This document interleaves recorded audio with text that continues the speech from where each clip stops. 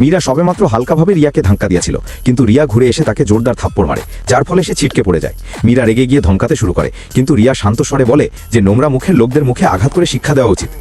এ কথা শুনে মীরা আবার আক্রমণ করে, কিন্তু রিয়া ক্ষিপ্রতার সাথে তাকে ধরে ফেলে মাটিতে আছাড় মারে। হেরে গিয়ে মীরা বলে যে সে গিয়ে সিইও জয়ের কাছে নালিশ করবে। তবে রিয়া একটি গাছের গুঁড়ি ওপরে তাকে দেখায় যে সে আর ভয় পাবে না। মীরা হতবাক হয়ে যায়, কারণ যাকে সে দুর্বল মনে করত তার মধ্যে হঠাৎ এত শক্তি কোথা থেকে এলো। আসলে রিয়া কোনো সাধারণ মহিলা ছিল না, সে ছিল 1000 বছর আগের রাজপুত রানী মহারানী সারার আত্মা, যিনি যুদ্ধে তীরবিদ্ধ হয়ে মারা গিয়েছিলেন। এখন তার পুনর্জন্ম হয়েছে জয়ের স্ত্রী রিয়ার শরীরে। স্মৃতি ফিরে আসার পর রিয়া জানতে পারে যে জয় তাকে ঘৃণা করে এবং সবাই তাকে ভুল বোঝে। জয় সব জায়গায় মীরাকে সাথে নিয়ে যেত এবং তাকে বেশি গুরুত্ব দিত। এমনকি তাদের ছেলে রবিও মাকে সম্মান করত না।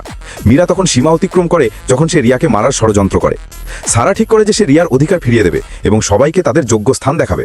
সে গাছের গুঁড়ি তুলে মীরাকে উচিত শিক্ষা দেয়। ঠিক তখনই জয় সেখানে আসে।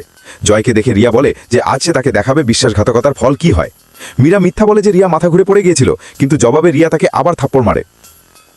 এটা দেখে রবি মায়ের ওপর ঝাঁপিয়ে পড়ে এবং গালিগালাজ করতে শুরু করে। রিয়া ছেলেকে কলার ধরে টেনে নিয়ে বলে, যখন ছেলে মায়ের সম্মান করে না তখন এমন ছেলেকে রাখা বৃথা।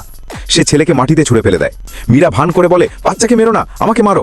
রিয়া তখন গাছের গুঁড়ি তুলে তাকেই আঘাত করে। জয় রেগে গিয়ে রিয়াকে গুদামে বন্ধ করার আদেশ দেয় এবং তার সহকারীকেও সাজা দেয়। গুদামে কোনো বিছানা পর্যন্ত ছিল না, কিন্তু রিয়া তার শক্তি দিয়ে সেখানে সবকিছু তৈরি করে। রিয়া অবাক হলেও সে শান্ত ছিল। 1 মাস পর জয়ের ঠাকুমা সরলা দেবীর জন্মদিন আসে। মীরা হেসে ঠাকুমাকে চা দেয়, কিন্তু সরলা দেবী ঠান্ডা স্বরে বলেন যে সে রিয়ার মতো উদার নয়। যখন তিনি জানতে পারেন যে রিয়াকে বন্ধ করে রাখা হয়েছে, তখন তিনি খুব রেগে যান এবং বলেন যে তিনি তাকে এই বাড়িতে অপমানিত হওয়ার জন্য আনেননি। জয় বলে যে রিয়া খুব মোটা, কিন্তু ঠাকুমা তাকে ধমকে বলেন যে সত্য থেকে পালাও না এবং রিয়াকে সাথে সাথে ডেকে আনতে বলেন।